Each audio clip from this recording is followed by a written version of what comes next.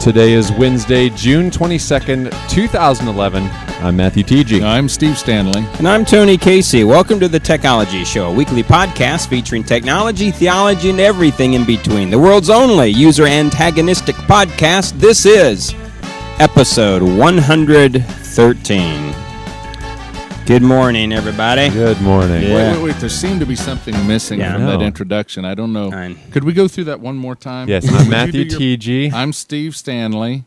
And I'm Tony Casey. No, there's still something missing. Yeah. What would that be? Heath has forsaken us. He's preaching a couple of youth camps. Fair weather friend. Yeah, fair weather friend.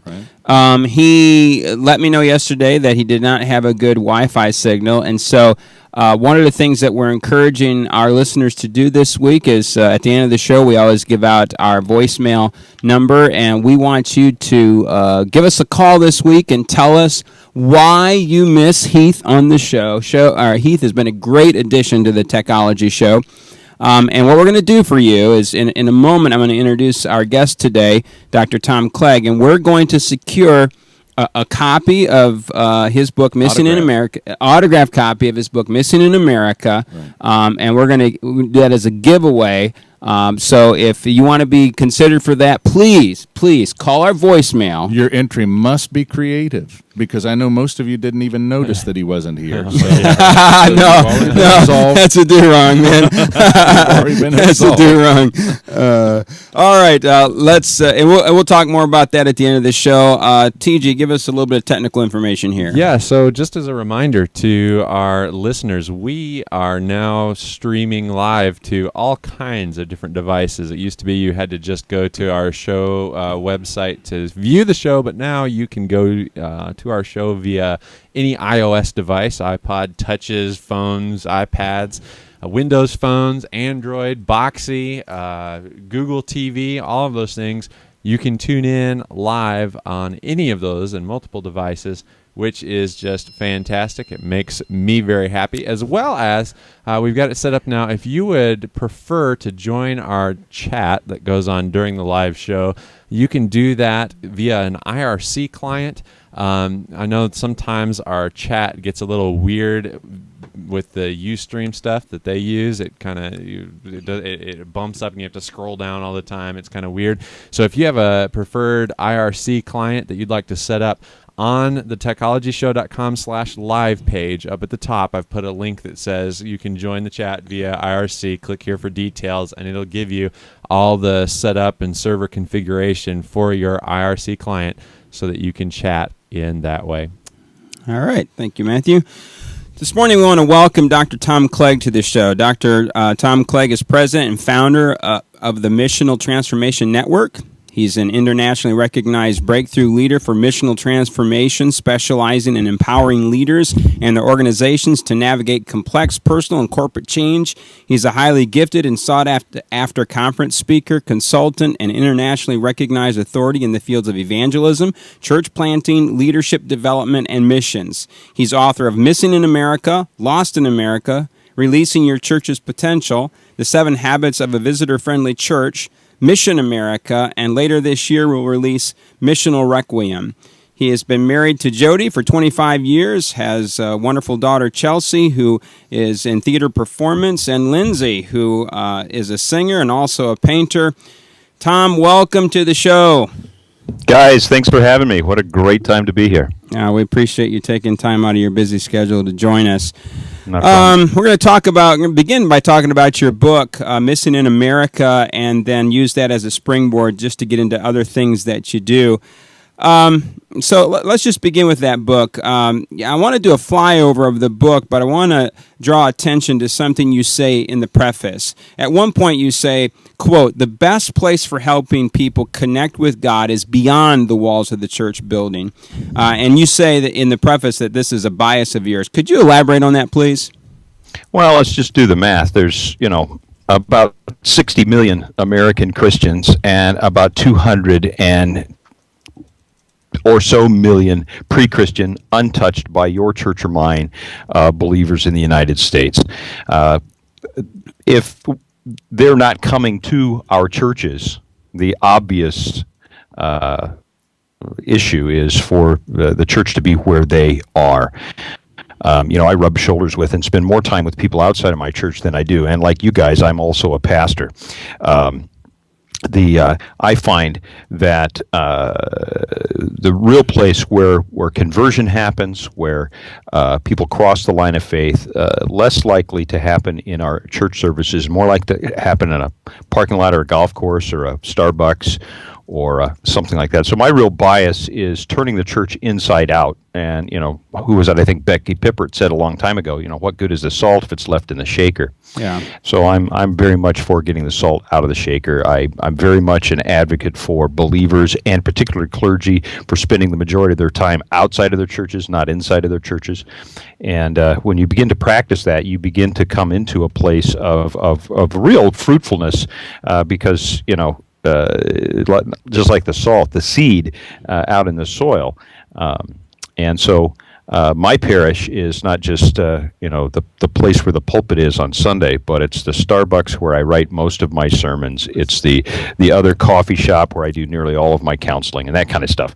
And a big piece of my time is spent outside. And I encourage all believers not to herd together, and that's one of the main thesis of the book is turning your life inside out for the benefit of the people who invitation to that great banquet is not yet in.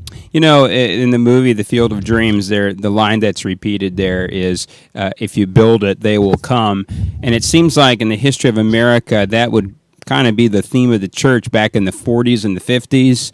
The idea that if you just put a church up on a corner somewhere, people are going to be attracted to that. They're going to come into the walls. But, part of what you're saying here, I think, is that, that day is long past, right?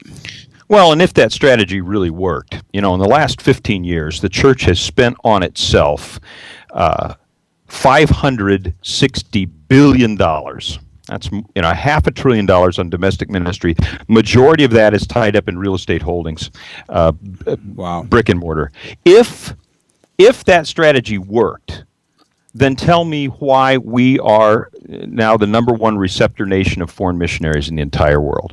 If Build It, They Will Come would work, why do we lead the world in practically every category of violent domestic crime? Why do we have some of the highest divorce, sexually transmitted disease rates, incarcerated rates, suicide rates, et cetera, et cetera, et cetera? If, having a church house was a credible solution for developing a congregation out of previously unchurched people, I think we would probably have led the way, given our political freedom and economic might and all that kind of thing.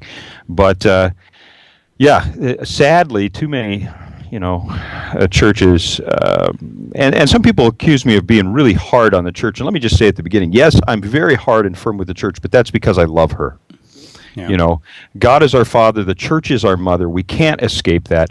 And I think she's less and less and less a drunken harlot running away, as much as she is a profoundly depressed, dysfunctional, who needs very firm but gentle guidance back to her true mission. And that is, the proven sociological fact that the longer a congregation is together, the more it turns inward. So, they were outward when they started, and after a season of time, turn inward. It's to keep that focus outward from inward. And I think if we grasp the gospel for what it is, we're willing to delay our fellowship and worship needs, because we're going to have that forever in heaven. But to see what we won't be able to do in heaven is invite anyone there. And that's the essence of the book, is living your life inside out. And that's what's missing in America, one of the things. Yeah, well, let's just talk about that. You take the word missing, and really you bring multiple meanings to that. Now, you just talked about one. What are some of the other things that missing means? Well, one of the saddest things that happens on Sunday morning is, when 120 people go into that room and sit down, look at the back of each other's head, believing or hoping or thinking that community is happening to them. too often what's missing from our churches is that authentic biblical community, that place to really connect and where life can be transformed and changed. You know, the majority of the people that I spend time with, I'm gonna play golf this afternoon with some guys outside of the church, and you know, they're not afraid that when they come through the doors of our church, they're not afraid that if they go through those doors, their life will be changed. They're afraid if they go through those doors, their life won't be changed. And what America does not need on Sunday morning is just a glorification of middle-class value system, but really encountering the living God through his Son's death and sacrifice on the cross and the power of his resurrection.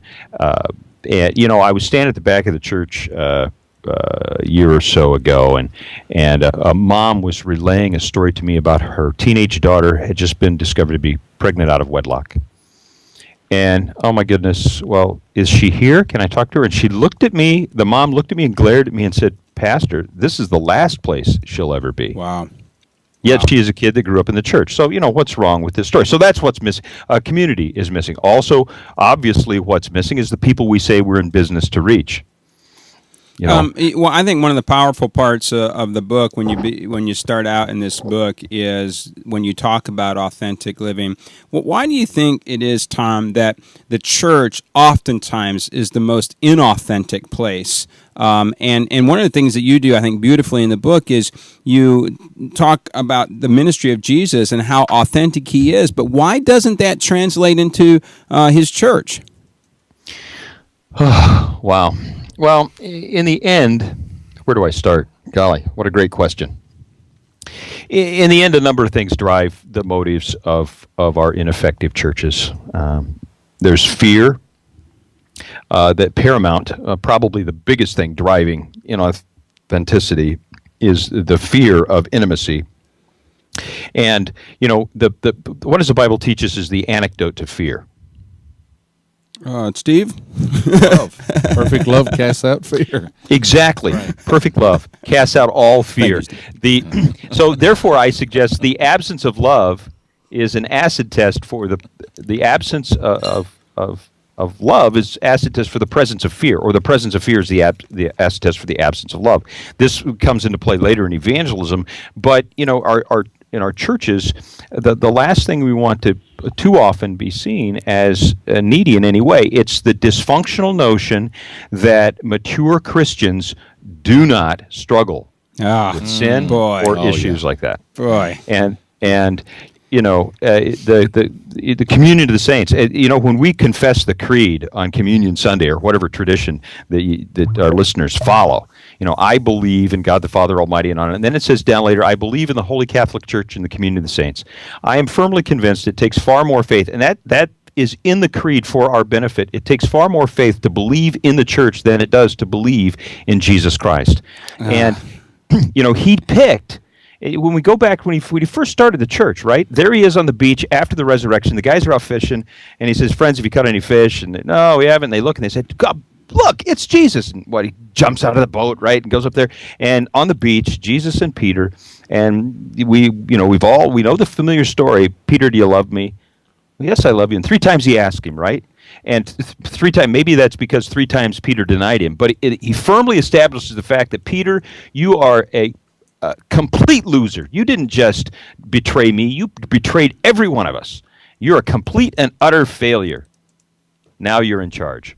This is the rock that I'm going to build my church on. Because, you know, if the church had been established today, it wouldn't be a Peter, a complete failed, denying traitor. It would have been the guy with the perfect resume, from the perfect seminary, with the perfect credentials. And we turn this whole thing upside down, that success is, you know, this perfect image, and success in living out Christ, of being a Christian, of being a follower, is somehow immune from sin issues and struggle. And when it comes to authentic community, if we can't deal with that stuff, if we can't deal with the garbage in your life and mine, and we don't, because we really don't believe the atonement was complete. We really don't believe Jesus when he meant it when he said it is finished. on the cross that he meant it, and Peter tells us what that means, that he brought us all the way to God. And if there's anybody that would have figured that out, it would have been Peter. That instead we think it's almost finished, and he brought us partway to God, and somehow we have to add to it. Our own image of success and what have you. And the other day I was talking about, I'd just gotten back from South Africa, and just in passing I mentioned this just powerful miracles happening there. And somebody asked, why doesn't that stuff happen here? We hear about it all over in the third world. How come that stuff doesn't happen here? And it must have been the Spirit of God, because I'm not bright enough to think of what came out of my mouth when I answered. And I said, the reason it's not happening here is because when we look at Jesus in the Bible, he is always moving away from power, powerful people and powerful structures. He's moving towards the least of these. Yeah. And when the church is in power, politically, economically, sociologically, its power is diminished, and you don't see that kind of stuff because, what we look at here in the United States of America, where the church has the most erudite, sophisticated, best educated clergy in all the world, who control the greatest material and financial resources, have the greatest teaching and learning resources, and are politically free, it's nearly in collapse. Yet where we go to the third world, where it's illiterate and lay-led and politically oppressed and poor, it's exploding. Yes. So, what's missing? Again, I just think a powerful part of your book is this authentic piece, and I want to use this as a springboard. We have often talked about this on the show, and Steve, I just know for you, this is an axe that you have really been grinding for a long time, and it's a message that you have said over and over again about this whole issue of inauthenticity in the church. Well, even such things as my presence on Facebook. I'm a hillbilly who's been saved and called to preach. That didn't change the fact that I come from mountain folk and from people from the hills, and I still have a lot of preferences and proclivities that have been shaped by my upbringing. And so when I post blues and jazz and bluegrass and other things on my Facebook page, I've had people say to me, do you really think a pastor ought to be posting that kind of stuff? And I say, absolutely. I'm not going to assume dual roles or two different roles. Yeah, I understand the responsibility to live as a leader of a church. I understand that. But who I am, I cannot, and don't expect me, to act a part one place and be quite different in my private life. If I did that, it wouldn't be long before the flesh and the temptations of life would draw me under, and I can't afford to do that. My commitment is to be a disciple of Jesus Christ. I can't lead others to that if I'm not one myself. Yeah, when I was reading your book, Tom, I just thought the church is so guilty of almost encouraging duplicity. So be this person inside the walls of the church, and then when you get away from the people of the church, you might conduct yourself a different way. But when we come together in, quote, fellowship, then this is what we want the package to look like. Well, sure, and we end up just like Moses. Remember, he went up on the mountain, he met God, and he came back, and they said, wow, we can't even look at you, you're glowing. So he put the veil on his face to kind of, make it easy for people to swallow. And after a while, the glory faded, but he kept the veil on. Why? Because he didn't want anybody to know it had faded, right? Wanted that image, that posture. And then in the end, it just comes down to power. Yeah. Who's in power and who's not. The thing that doesn't happen, not only that you feel like there's this inconsistent in your life, like I've got this public life and I've got my church life, that's the tension between them. It's the fact that when we do gather together, we don't do what the Bible says we're supposed to do. For example, just one issue in terms of authenticity is confess your sins one to another that you might be healed. Now, we don't do that because the longer we view repentance as punishment, the less likely we are not only to practice it, but to encourage it. Oh, man, yeah. Instead, if we were to see what Acts chapter 5 tells us, that the Messiah came to give the gift of repentance to Israel, that repentance is a gift. It's a privilege. Yeah, very good. When we see it that way, there it turns upside down, and we don't have to be. Now, that's not an excuse or a license to sin.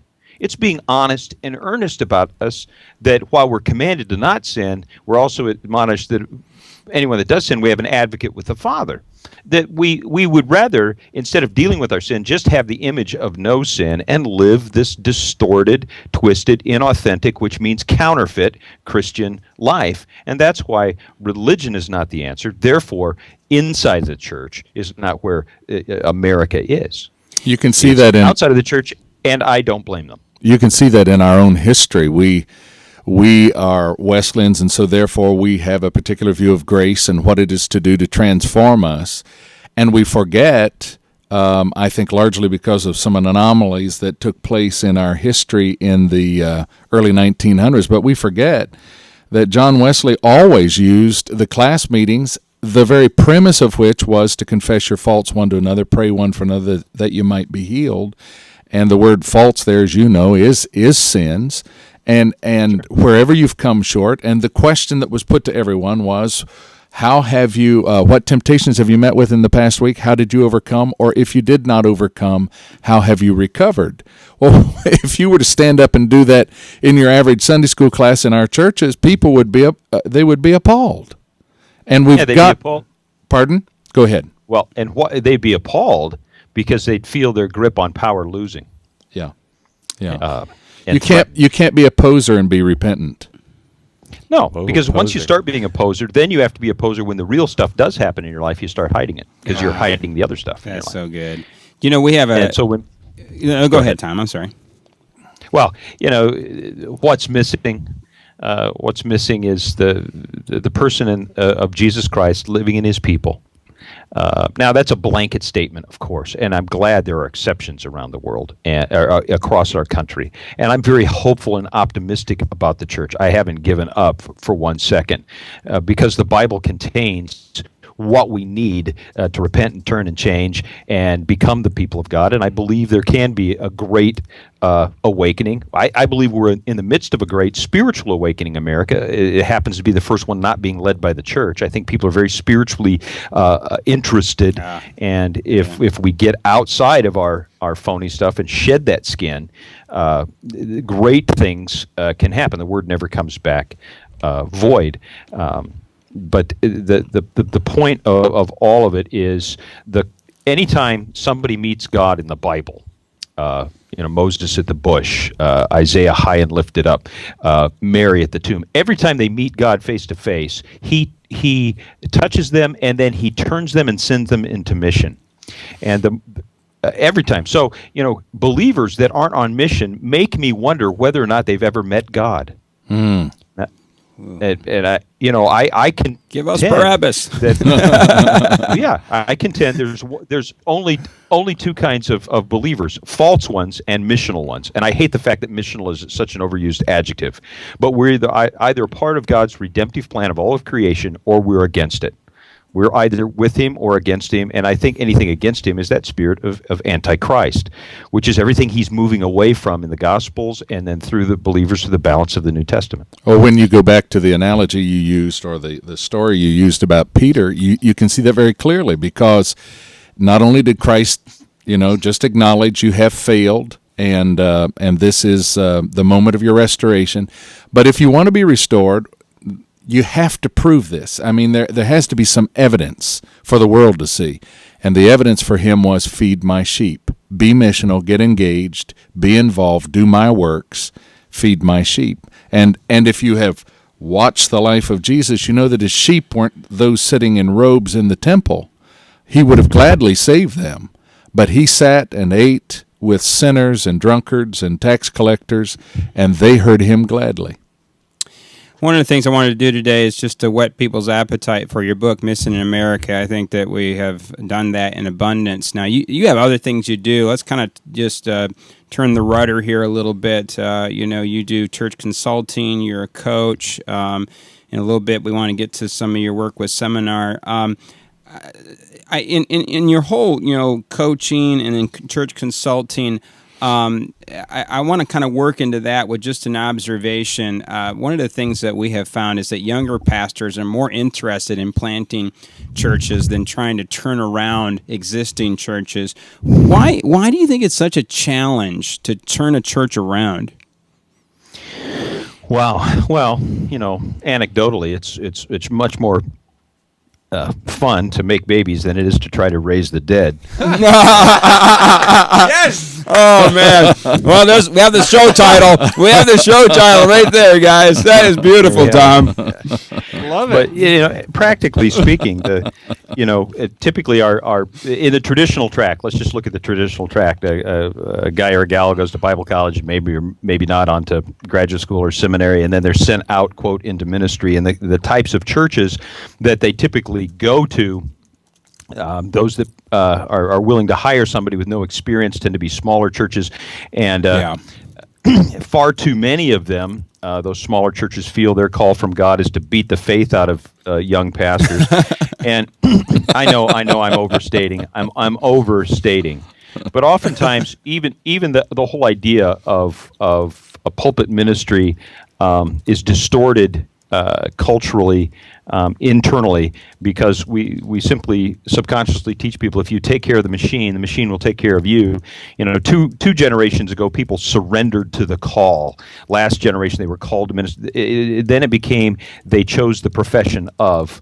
And we're graduating kids from college and seminary loaded up with $45,000 to $90,000 in debt, and into this small church. So then they become financially beholden to it, and if they try to change anything, they get threatened economically. Far too often, I know I'm talking in the most cliche, broadest statement, because I know the message boards will light up and stuff. Because, but the thing is, if you take somebody at that state in life, it just makes a lot more sense to go ahead and start a new church, which, by the way, was normative in that big generation coming out of World War II. From the 45 to 55, it was normative. When you graduated from Bible college or seminary, you started your own church. That was normative. It changed pretty much when the Wesleyans and other churches got out from behind the tracks, when the holiness movement and others became respectable and kind of in the middle class. That's when people began choosing the profession of ministry, and all those economic or financial things kind of begin to complicate everything. But at the genesis of it, I would much rather start with people with little or no churched background than people with a heavily churched internal background, where the constant is dealing with change. Now, we've got to remember, healthy things grow, right? Mm-hmm. Growing things change. Changes challenge us, and challenges force us to trust God. And trust leads to obedience, and obedience makes us healthy, and healthy things grow. That whole idea of growth and change is intertwined, and conflict and all that, and God hasn't abandoned his church. But I think the economic realities and the fact that it takes real moral courage to engineer, and lead change in existing churches, that oftentimes clergy are not supported by the governmental structure, and that's afflicted across the board tradition-wise, so nobody's cornered the market on dysfunction in the local church. Sure. But if the pastor isn't seen as the chief, and if he's not going to be followed and back to power, and that fact that churches over time turn inward, it becomes a matter of who's in power, who's not, preserving what is in the church. It becomes this sort of tribal functioning thing for 2 or 3 dominant last names in that church of 120 people scattered across the country. There's over 200,000 churches. That would describe them. So leaders are saying, look, why go through the heartache of all of that, or why inherit someone else's problems when I can just go out and create my own? Thank God we are, for the first time in history, now planting more churches than closing. Well, I should say in recent history, in the last 50 years. We're just now planting more churches than we're closing, yet those new church starts still have a pretty high infant mortality rate, where they're closing. We're closing far too many of them. I do think in the evangelical movement, we, over the last decade, people like you have been hammering away at this, and we have received the message that we got to get out there, and we do need to start planting churches. I know in our own district, with our district superintendent, that has really become just a front page issue for us, and something that we're constantly discussing, because there's just so much energy in turning a church around, it's just Herculean at times. And isn't it interesting that as you just described, when we came across the tracks and got a little recognition and notoriety, it's almost as if you could say that we ceased to be evangelical about the same time we began to call ourselves evangelicals, and present ourselves in that fashion. Very well said. Very well said. We have a question in the chat room. Yeah, Tim in the chat room wonders, who are your top two, perhaps, influences that influence you? You're an influencer of people, but who would you point people to? And I go to school a lot on Tim Keller and Redeemer and that movement in New York City. I'm just really drawn to the Gospel Coalition and gospel-centered ministry. That's a big influence on my life.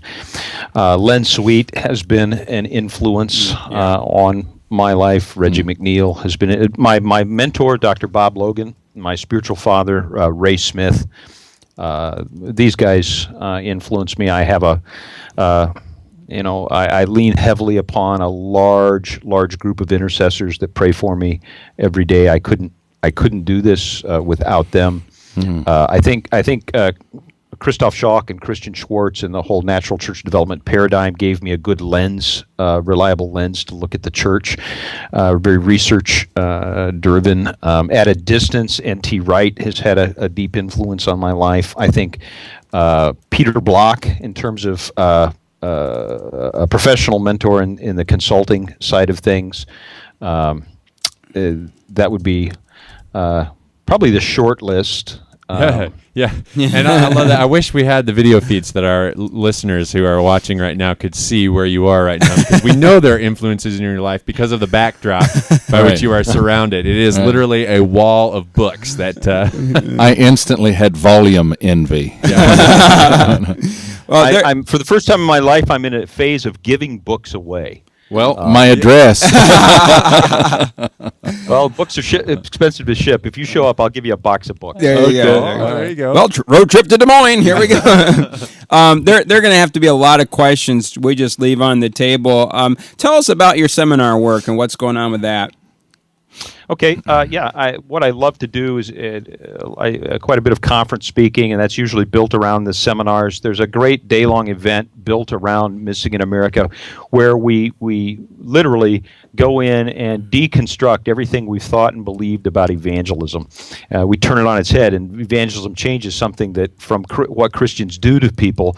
Instead, it becomes the result of the gospel lived out in front of people, and people are set free. I wish you could read my email of even this last week of what participants have been saying and setting them free. And in place of that deconstructed evangelism, we build a missional lifestyle, and it really set people free. That's a great fun day-long seminar learning party, and people walk out empowered, not having to memorize anything, not having to, it's just how their story is God's redemptive message to their world.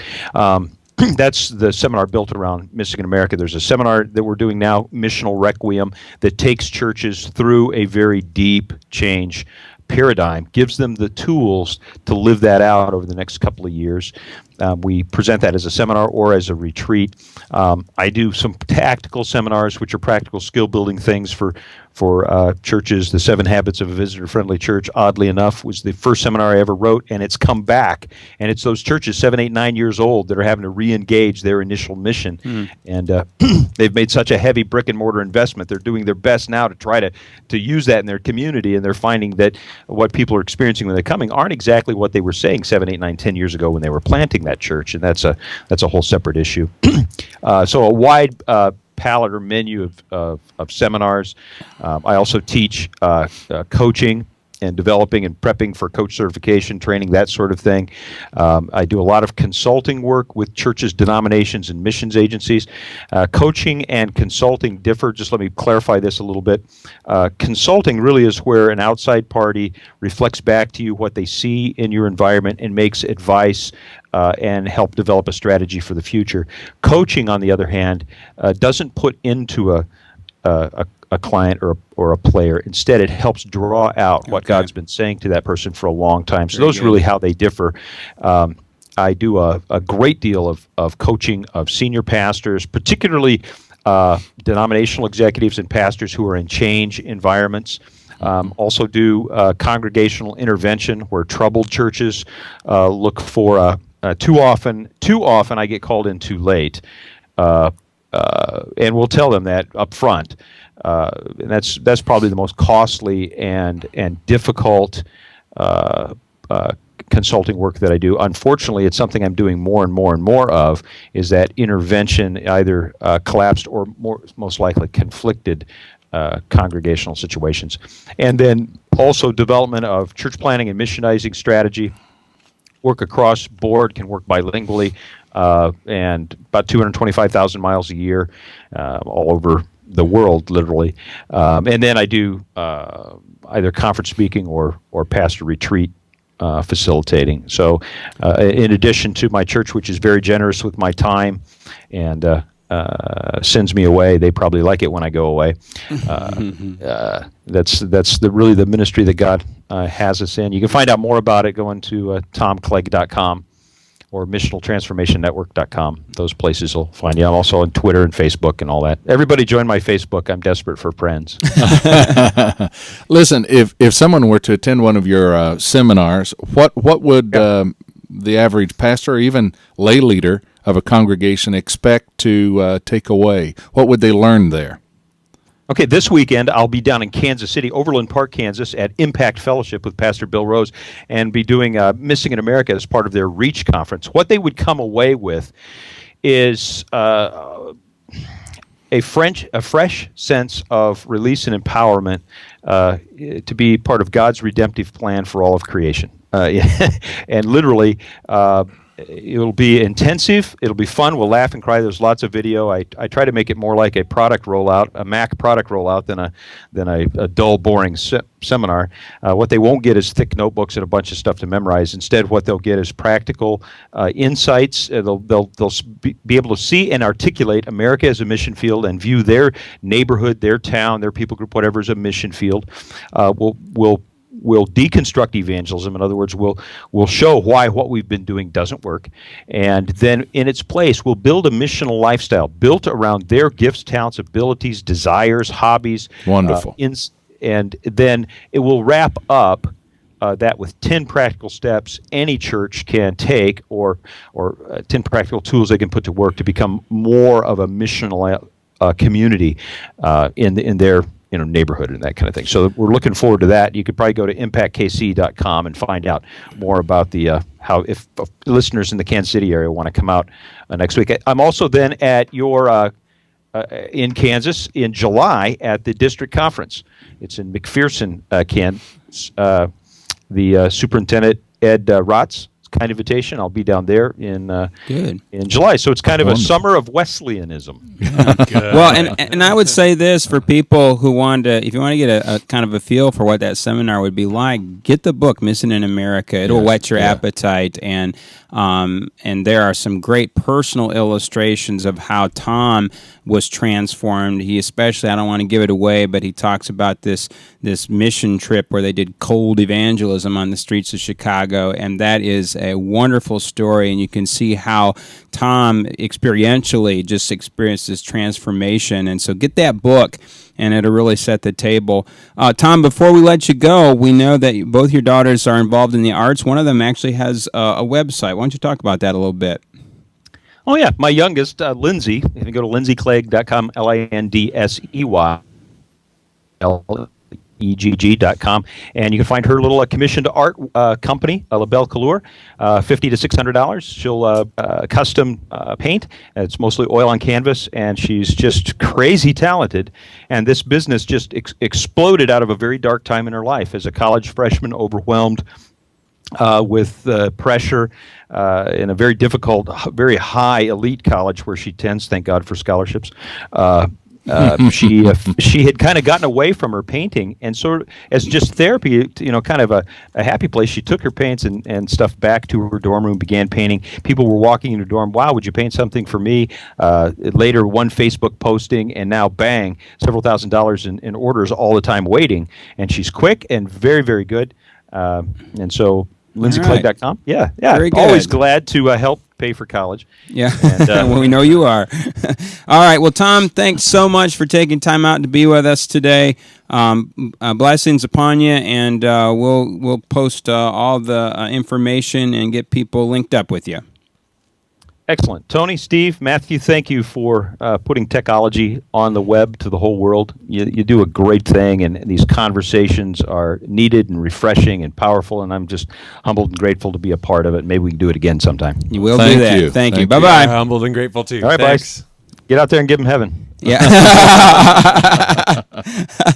Hey, listen, as we transition here, this is going to be really abrupt, but IBM celebrated their 100th birthday last year. I mean, last week, and so they rolled out a bunch of pictures from their history, and so I gave Matthew a picture here. We're going to throw it up. This is a picture of a 5 megabyte hard drive back in 1956. I love that. Look at that, getting loaded into a trailer. Oh man!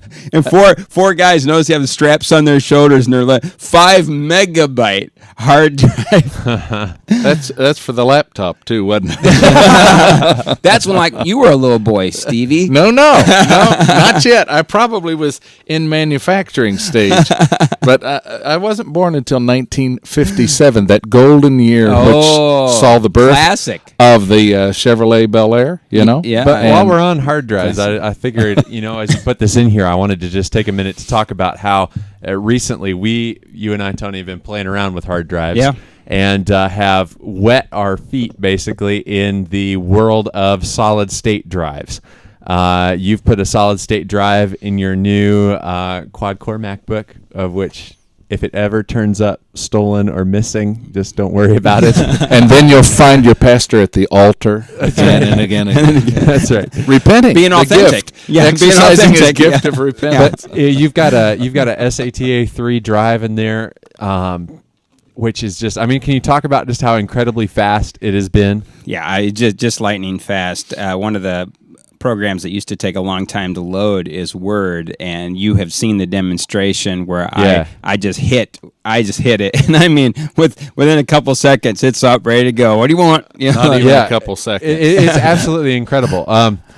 That we talked about as you were getting this, there were a couple upgrades that you wanted to make to it on your own. Right. So Apple, if you bought extra RAM or a solid state drive from Apple, it's going to cost a little bit more for them to put it in there. If you do it yourself, you can save a little bit. And so we were back and forth on this issue of which should you do first, upgrade the RAM to 8 gigs or upgrade the hard drive. So you're going from 4 to 8 gigs of RAM, or going from a spinning disk to a solid state disk in the drive.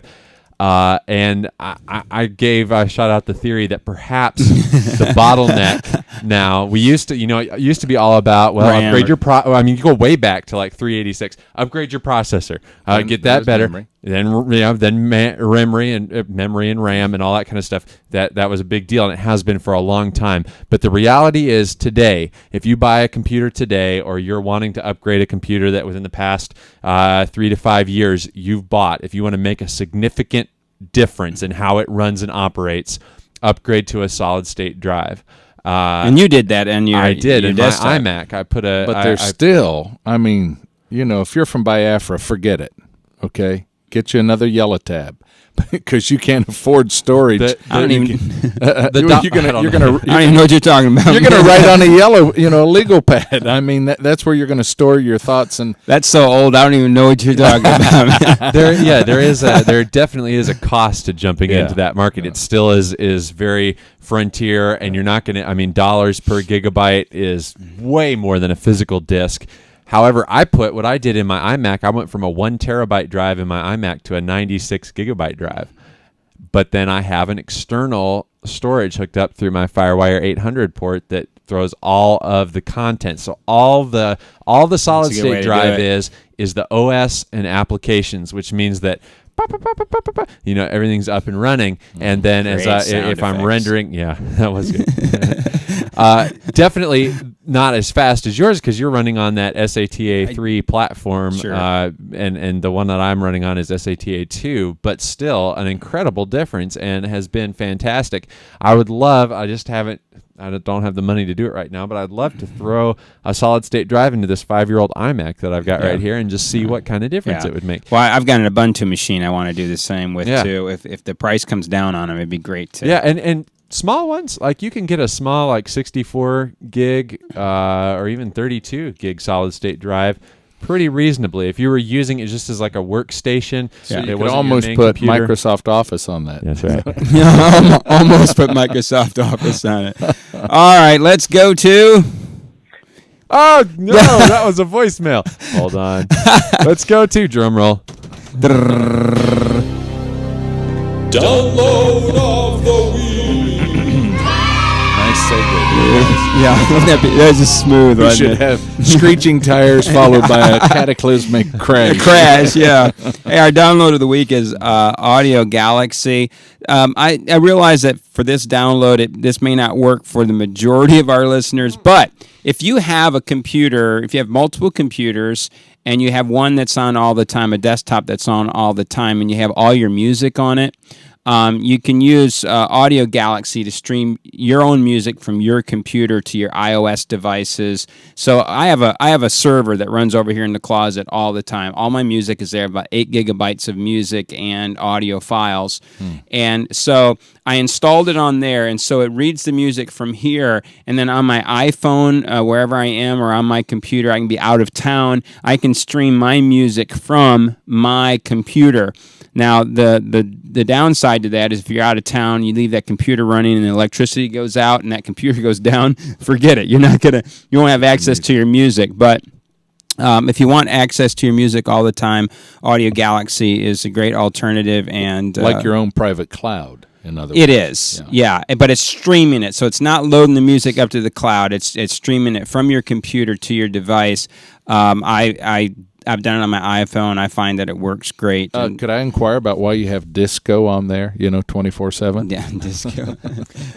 the Bee Gees. All right. That's our download of the week. TG gave a thumbs up at No, that. I'm working with Tony because we're going to get this one right because now it's time for They Said It. Read my lips. I'm going to say this again. I've never taken steroids or HGH. I took the initiative in creating the internet. The Macintosh, of all the machines I've ever seen, is the only one that meets that standard. I'm not a crook. If you know what you're doing here, slide out. I tried to get me out of the foxhole prayers too many times, and I knew they weren't what God wanted to hear. This time, I wanted him to do with me what he would, whether that meant recovery or death. Either one would provide relief from the lingering hell. Josh Hamilton describing his desperation before God concerning his life of addiction. Source, Christianity Today. The message there is that if you start out with a health-related quality of life deficit through early life experience and a poor educational background, it's never made up for later on. Poorer Canadians are in poorer health and they have lower life expectancy than their more affluent counterparts, and by age 20, the pattern for health-related quality of life as people age is already fixed. Nancy Ross, referring to her study, Trajectories of Health-Related Quality of Life by Socioeconomic Status in a Nationally Representative Canadian Cohort. Source, Alphatech. He was crying. He had a snotty nose, everything, crying, standing by the door. They were hungry. We asked them, did they eat? He said he didn't eat in 2 days. 17-year-old Nalaha Wyatt and her teenage friend Aliyah Glover describing the condition of 6 children who were found wandering on the street. Source, Fox News. We want to make a difference and help people who are smoking stop smoking and discourage people who haven't taken up the habit yet.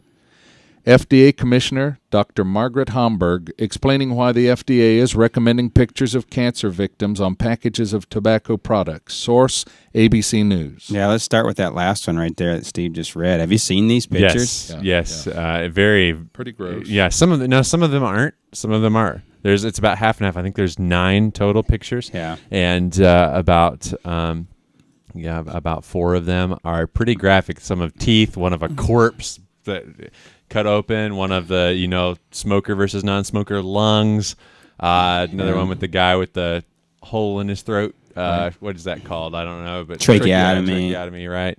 The two very most crazy. disturbing to me was the trach, and then the person with the teeth, and you can see Basically the cancer mouth on the cancer, lip. right? Oh Yeah. yeah. Wow, man. And you know who has to pay for those is the tobacco industry. They pay for the printing of that? Yeah. Yes. Wow. Can I go to this? Can I go to this real quick? Yes, you can go to this. it. Is my libertarian nature. All right. I agree with the message. I think it needs to get out there, but to compel them to print that is wrong, in my opinion. If the government really feels it's that onerous, quit taxing it, ban it. I mean, now that's not a libertarian statement, but I would challenge them to face it on and do it the right way. But now they are coercing businesses. What are they going to do next? Force McDonald's to put a picture of a person dead of a heart attack on top of the Big Mac box? That's the same discussion that Ashley and I had on the way good home. point. We talked about that. We had this discussion as we saw these things, and we said, wow, I'm just surprised that, something like this, that government regulation could take it that far to do that. And I said, what about, I'll give the example of Oreo cookies. I said, what if the Surgeon General warning was on there and they had a picture of a extremely overweight person? It's not quite the same thing, and there are holes in that, but where do you stop? And yeah, I totally agree that the message needs to be said, but it just seems weird to me. The whole smoking regulations and things from the very beginning has been crazy. And that have you seen like the commercials? I don't remember who put them out, but it's something the Cancer Society or Quit Smoking something or other, where at the popsicle shop with the shards of glass in the popsicle, and the guy I've not talking seen that one. and talking about as these popsicles are coming out, it's just got glass, pieces of broken glass sticking out of it, and talking about how delicious and wonderful their popsicles are. It's just this two-faced thing that happens with. Now, okay, I will say this. Let's talk about the smoking industry, tobacco industry. One of the things that we know by going through literature back in the 30s, 40s, and 50s from R.J. Reynolds is that they figured out quick that they needed to target young children. Do you remember when I was a kid, you could buy candied cigarettes? And here's what the statistics say. If someone doesn't start smoking by the age of 18, if they don't start then, or tobacco use of any kind, statistically, the percentage is so small of those that start after 18 that it registers 0%. And so do they, and so I'm pushing back against the libertarian view. They set themselves up for this because they were targeting young people who didn't have the developmental capacity to understand what they were doing was harmful. So, how do you respond to that? Well, I'm responding to it in the same way that I initially made my statement. That is, if it is that onerous, and I have no problem. I know what it can do to people. Then outlaw it, ban it. Don't keep raking in the tax money, which creates a built-in psychological justification for continuing this, and then coerce someone. See, I'm concerned not with the product itself at this point. I'm concerned with the First Amendment damage that is being done when government can coerce any corporation to do something against its will. Now, if they were a chemical company and they were creating a toxic dump, like the Love Canal in New York, they used to talk about that one, where a whole neighborhood you had babies with birth defects, you had people dying of cancers, all kinds of weird things going on in people's health and in nature. You have the libertarian would say, no, they can't do that because that's affecting the lives of others. And so, too, with this argument about tobacco, it is affecting other people's lives, but to coerce them to put out this information about how damaging their product is to the public health without tackling the problem itself is, to me, a bad precedent because later on it can be rolled out in 1,000 different forms. Here's that commercial that I was talking about. Okay. At Shardzo Glass Freeze Pops, we want you to know where we stand on important glass freeze pop issues. We now agree there's no such thing as a safe glass freeze pop. The only proven way to reduce health risks from our glass pops is to not eat them. To learn more, visit our website. And remember, Shards of Glass Freeze Pops are for adults only.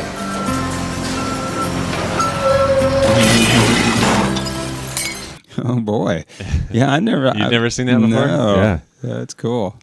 They don't have television where we are most of the time. We're not going to have time to get into all the stories we did on They Said It. I would encourage you, if you don't know the story of Josh Hamilton, Christianity Today has a great write-up on him. Just gifted baseball player that just about lost it all with addictions of several kind, and was able to keep his marriage together. He was the MVP for the American League, plays for the Texas Rangers. Check that out. It is a great, inspiring story. Also, one of the stories you linked us up with here, Steve, it has to do with these kids who were wandering on the street. They were being neglected. You had two teenage girls which stepped up to the plate to take care of these kids, call authorities, be there until the authorities came and the county took over. My interest in this story, we probably have the same interest, and that is, number one, we see the family, which is fracturing. This was a single-parent home. And two, you and I have had this conversation. The church has opportunities to step in ways that the government cannot. Mm-hmm. Yeah. I last night on my Facebook page, I posted a song by a British singer, Adele. And the title of the song is Make You Feel My Love, it's obviously a love song. However, when I listen to it, being a pastor, being raised in a pastor's home, third or fourth generation pastor in a row, I wondered if the community around us is hearing anything like this. I'd go to the ends of the earth for you. I'd give you a warm embrace if the world was on your case. I wonder if the community is seeing the church as being caring towards them at all, concerned with them at all. The things that Dr. Clegg was just talking about moments ago. Yeah. And these children, if they don't meet that very early on, they develop dissociative personalities themselves, which express themselves in antisocial behavior. And, of course, they'll have children, and they'll teach those things to their children.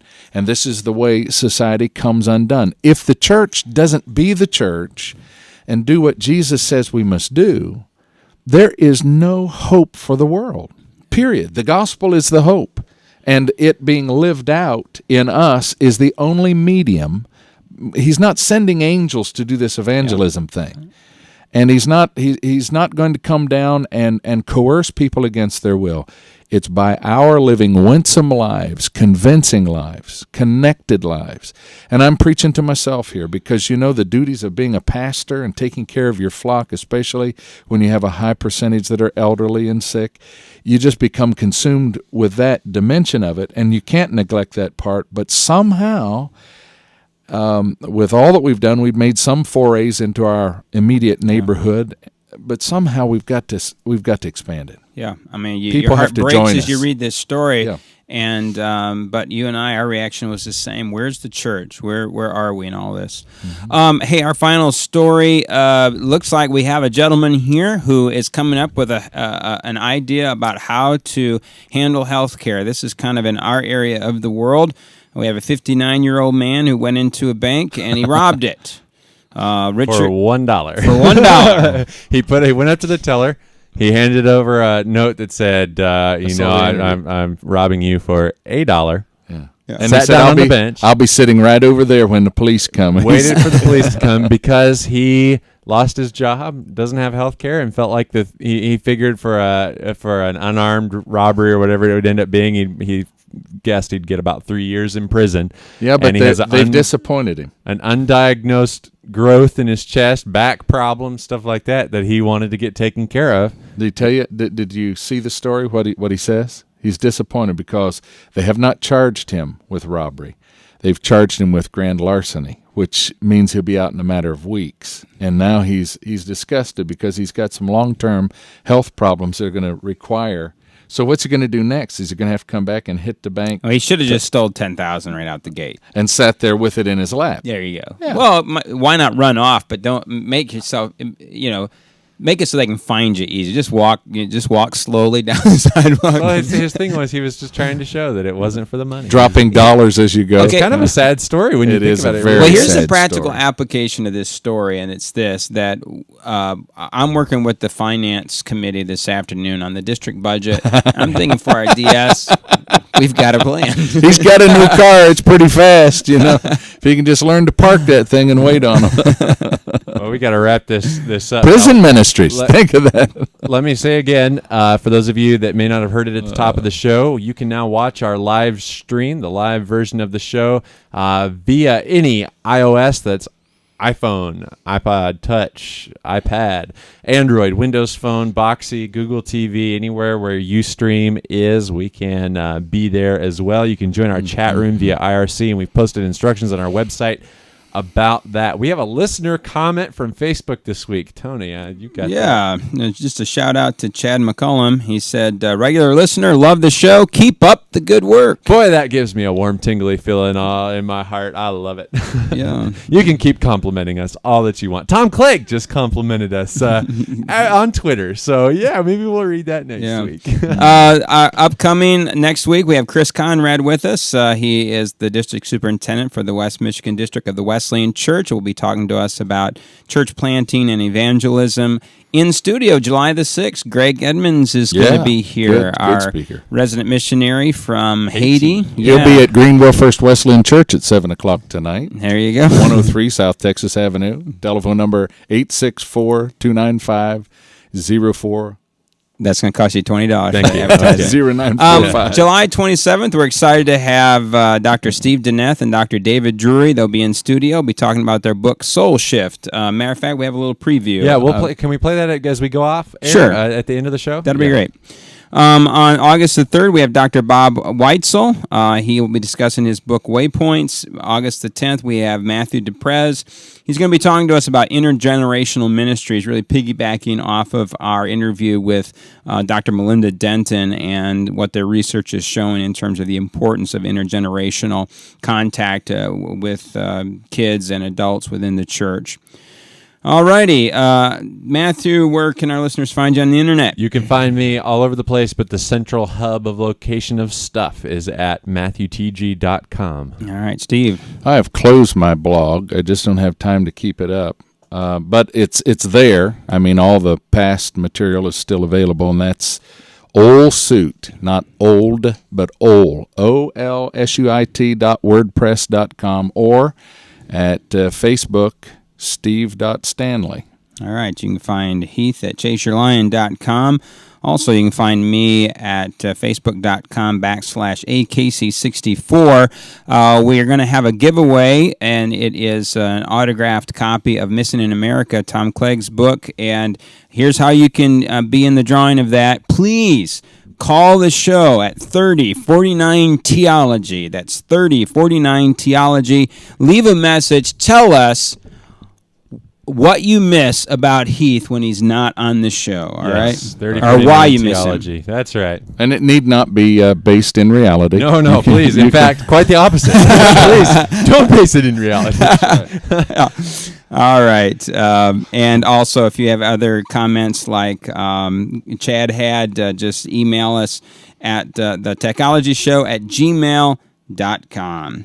All right. Thank you for joining us. And as we go out, we'll play this promo of the book Soul Shift. But before we do, Steve and I have got to just congratulate Tony Casey, because what has not been said yet is that he now is to be referred to as Pappy Casey, I believe. Pappy O'Casey. Yes. And in recognition of his dual status as a grandfather and his Irish heritage. Yes, Pappy O'Casey. And we were talking about it on the chat board. Yeah. Sally Sheets mentioned the fact that he looks wiser, and she put in parenthesis older. I said yes. It's something Well, like Sally would watching. know about age. It's like watching a vampire step into the daylight. Actually, He's just So coming congratulations, Thank Tony. you. We're Thank excited for you. All right, Soul Shift. Here it is. Adios. Goodbye, everybody. Bye. Goodbye. Oh, here's for Heath. Adios.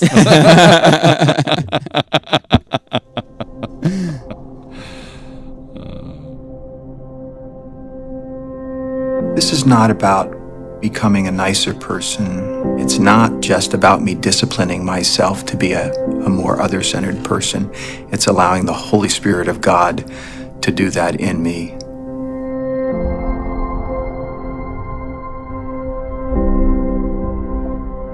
This God who is transcendent and allows us to call him Daddy, loves me like that. That realization gave me the freedom to begin living as a child.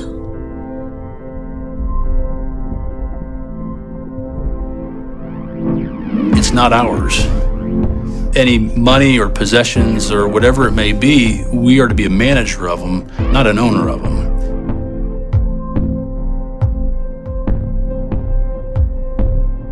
There was a very real just moment before we walked out of that hospital that I am either going to believe God is who he says he is, or I'm gonna walk away.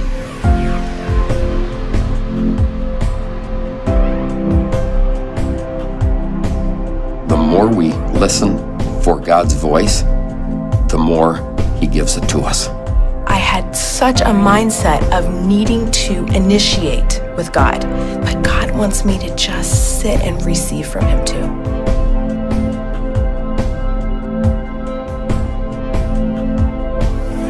Submitting to a shepherd gives you that resource and person to lean on and to cry on their shoulder and to turn to for guidance.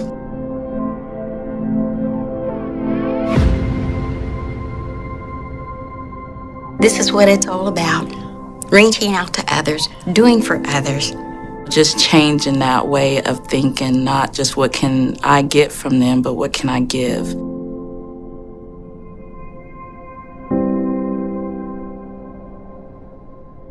I've walked with God most of my life, but I look back and I'm like, oh, I was missing out. I didn't really know him. This is what David meant. This is what it means to have your soul restored.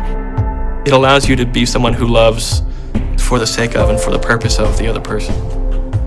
And I think that's the kind of love that we're asked to have as Christians.